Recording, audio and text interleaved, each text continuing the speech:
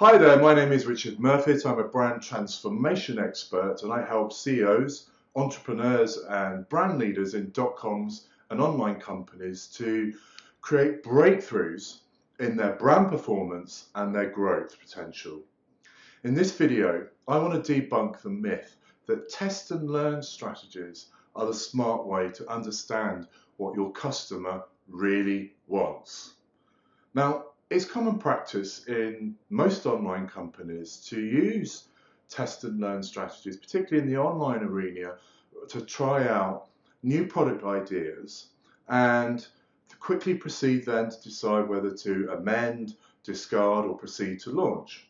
So all good so far. What's the big deal?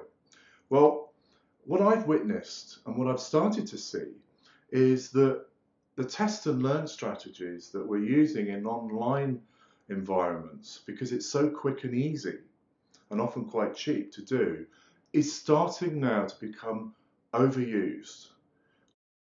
In the sense, it's becoming a replacement it's actually becoming the death of great ideas and true innovation. And let me explain that a little bit more. Now, let's understand a little bit about what a customer is like in a focus group to understand what I'm getting at here.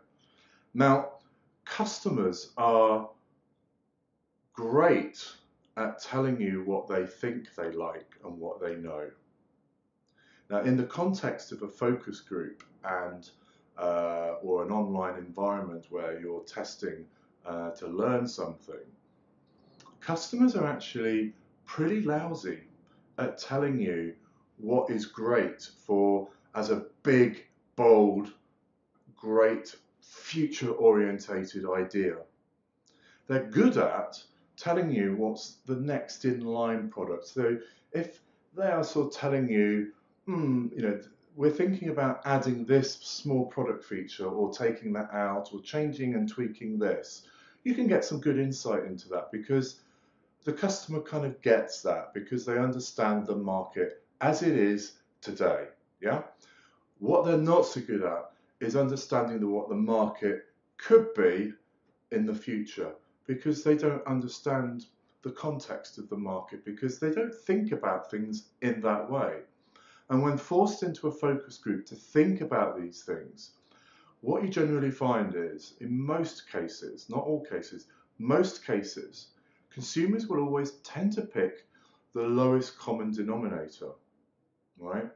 And that's because, as I say, they're not so good at seeing the market because they only see the category in the market as it is today and not really where it could be in 5 years' time.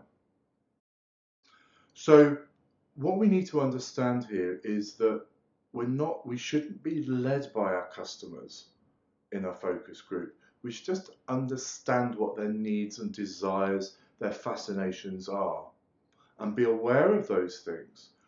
And when we are looking for those big, bold, audacious ideas that we think are going to be the game changers, what we need to look for is not an online focus group to tell us what to do. It's actually the courage, the intuition, and the determination to know that this is what we really want to go for.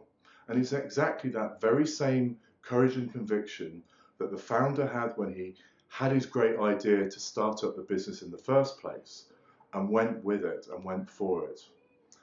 So I hope you found that useful, and I hope to see you on the next video where I debunk another myth.